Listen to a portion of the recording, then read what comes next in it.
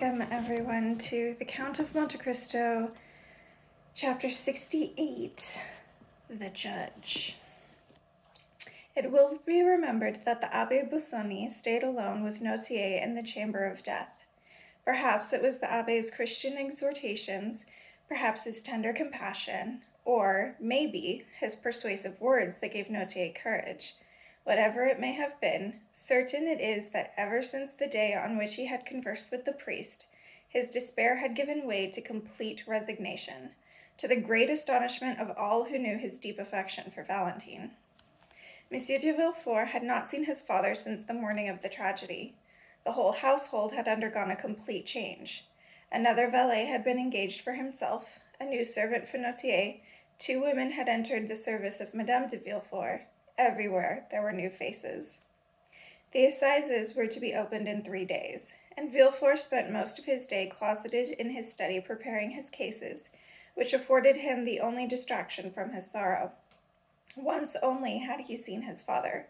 Harassed and fatigued, he had gone into the garden and, deep in gloomy thought, he paced the avenues, lopping off with his cane the long, withering stalks of the hollyhocks, which stood on either side of the path like the ghosts of the brilliantly colored flowers that had bloomed in the season just past.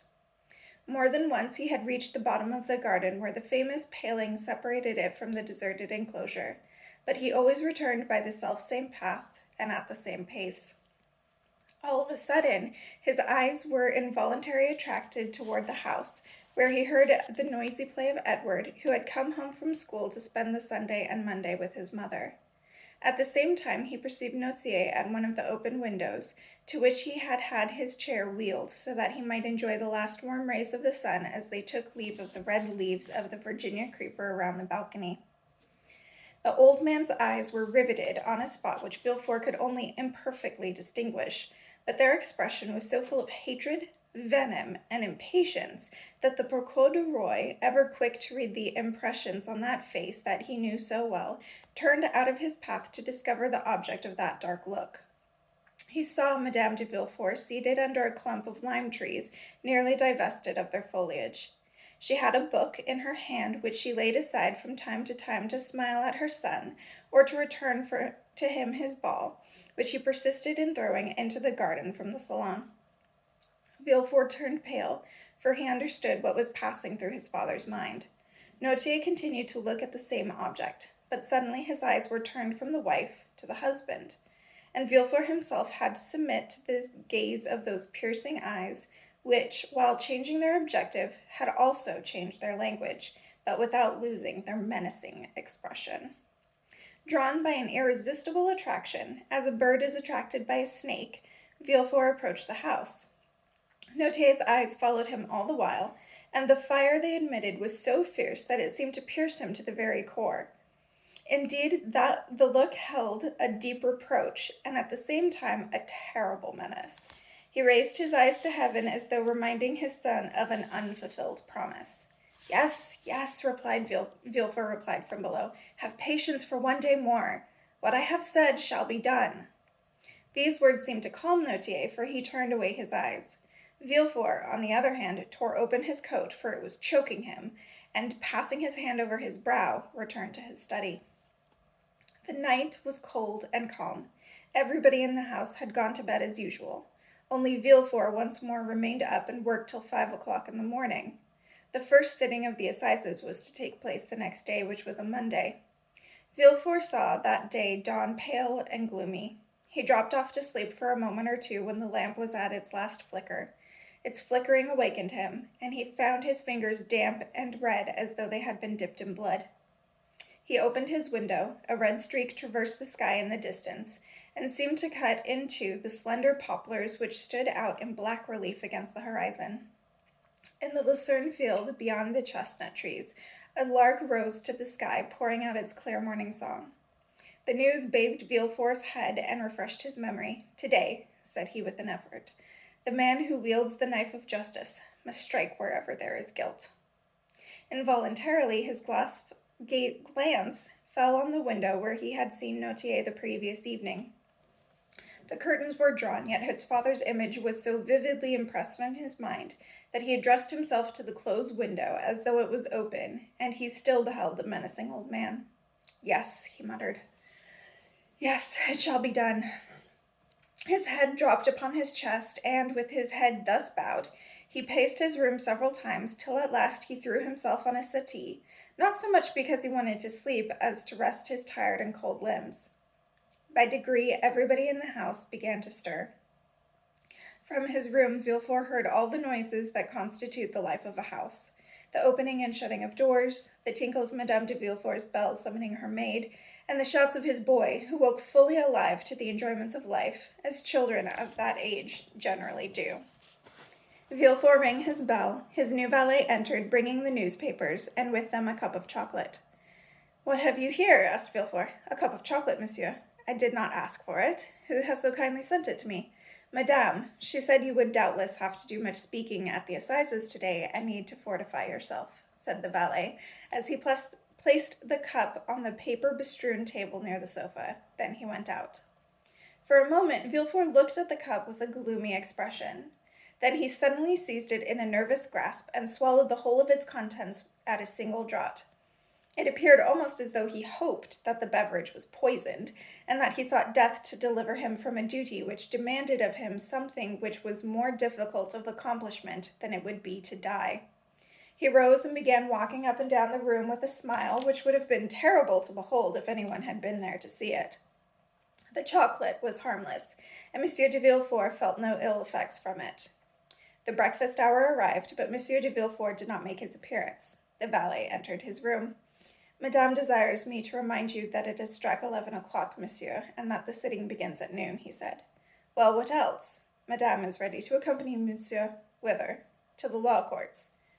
"Does she really want to go?" said Villefort in terrifying tones. The servant started back. "If you wish to go alone, monsieur, I will inform madame." For a moment Villefort remained silent, digging his fingernails into his cheek, the paleness of which accentuated his ebony black hair. "Tell madame that I wish to speak with her," he said at length, "and that I request her to wait for me in her room. Then come and shave me." "Yes, monsieur." The valet returned almost immediately, and, after having shaved Villefort, helped him into a somber black suit. When he had finished, he said, "Madame said she would expect you, monsieur, as soon as you were dressed. I am going to her." With his papers under his arm and his hat in his hand, he went to his wife's room. He paused outside for a moment to wipe his clammy forehead, then he pushed open the door. Madame de Villefort was sitting on an ottoman, impatiently turning over the leaves of a newspaper which Edward, by way of amusing himself, was tearing to pieces before his mother had time to finish reading it. She was dressed ready to go out, her hat was laying on a chair, her gloves were on her hands. "Ah, here you are," she said with a calm and natural voice. "But you are very pale. Have you been working all through the night again? Why did you not come and breakfast with us? Well, are you going to take me, or shall I go alone with Edward?" Madame de Villefort had asked one question after another in order to elicit one single answer, but to all her inquiries M. de Villefort remained cold and mute as a statue. "Edward, go and play in the salon," he said, looking sternly at the child. "I wish to speak to your mother." Madame de Villefort trembled as she beheld his cold countenance and heard his resolute tone, which presaged some new disaster. Edward raised his head and looked at his mother, and, seeing she did not confirm his father's orders, proceeded to cut off the heads of his lead soldiers. "Edward, do you hear me? Go!" cried M. de Villefort so harshly that the child jumped.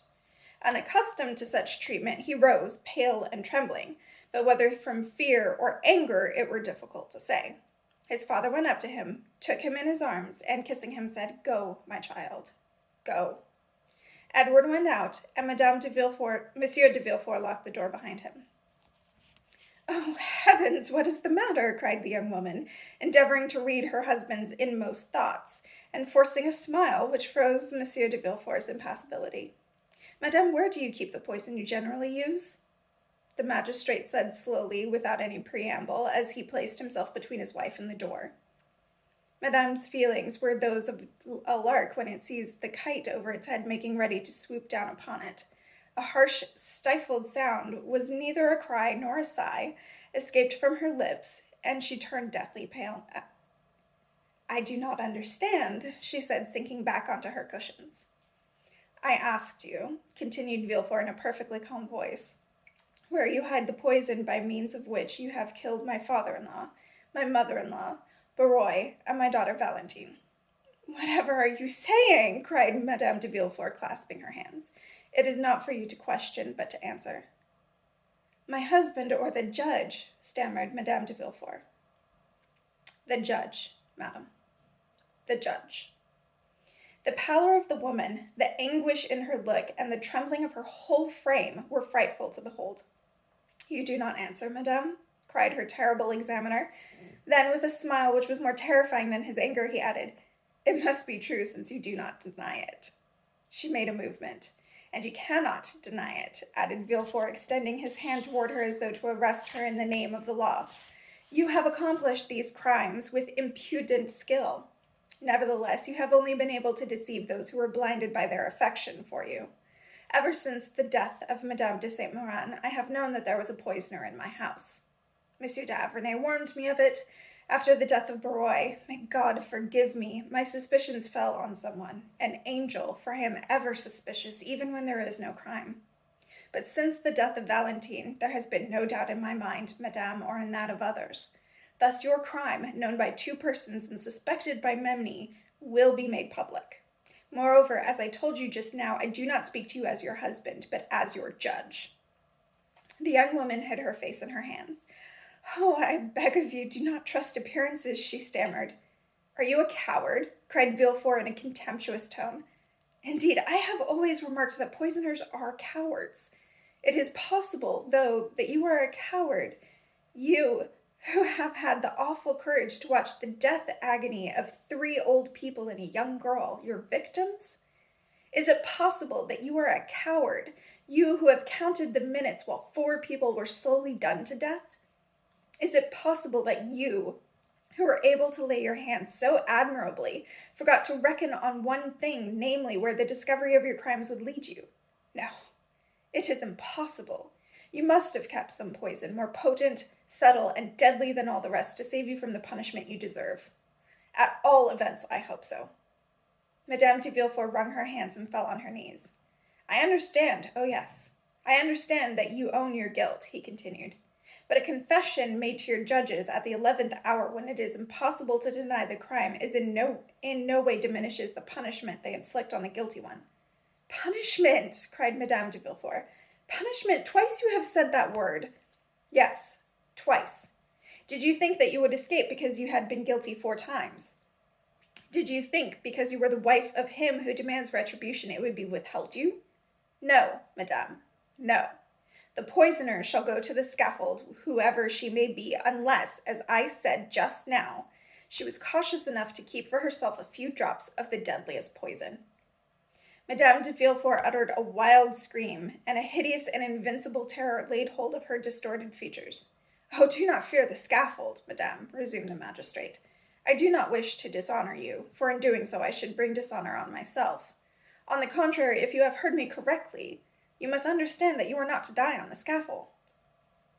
"No, I do not understand. What do you mean?" stammered the unhappy woman, completely overwhelmed. "I mean that the wife of the first magistrate will not, by her infamy, sully an unblemished name, and, with one blow, bring dishonor on her husband and her child." "No. Oh, no." "Well, madame, it will be a kind action on your part, and I thank you for it." "You thank me? For what?" "For what you have just told me." "What did I say? My head is in a whirl, and I can understand nothing. Oh, my God, my God!" She rose from her seat, foaming at the mouth and her hair all disheveled. "You have not answered the question I put to you when I came in, madame. Where is the poison you generally use, madame?" She raised her arms to heaven, and wringing her hands in despair, exclaimed, "No, no, you could not wish that." "What I do not wish, madame, is that you should perish on the scaffold. Do you understand?" replied Villefort. "Have mercy!" "What I demand, madame, is that justice shall be done. My mission on earth is to punish," he added with a fierce look in his eyes. "I should send the executioner to any other woman, were she the queen herself, but to you I am merciful. To you I say, Madame, have you not put aside a few drops of the most potent, the swiftest, and deadliest poison? Oh, forgive me, let me live. Remember that I am your wife. You are a poisoner. For heaven's sake, for the sake of the love you once bore me, for our child's sake, oh, let me live for our child's sake. No, I tell you, if I let you live, you will perhaps kill him like the rest. I kill my son, cried the desperate mother, throwing herself on Villefort. I killed my Edward. She finished this sentence with a frightful laugh, a mad, demoniacal laugh, which ended in a terrible rattle. She had fallen at her husband's feet. Villefort bent down to her. Remember, madame, he said, if justice has not been done when I return, I shall denounce you with my own lips and arrest you with my own hands. She listened, panting, overwhelmed, crushed. Only her eyes had any life in them, and they glared horribly. Remember what I say, said Villefort. I am going to the courts to pass the sentence of death upon a murderer.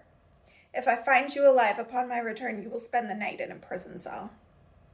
Madame de Villefort groaned. Her nerves relaxed, and she sank upon the floor, exhausted. For a moment, the magistrate appeared to feel pity for her. He looked at her less sternly, and slightly bending toward her, he said, Goodbye, madame. Goodbye. This farewell fell upon Madame de Villefort like the knife of an executioner, and she fainted. The judge went out and double-locked the door behind him. No mercy from Villefort, except the mercy of an unblemished reputation for himself. I'll see you next time.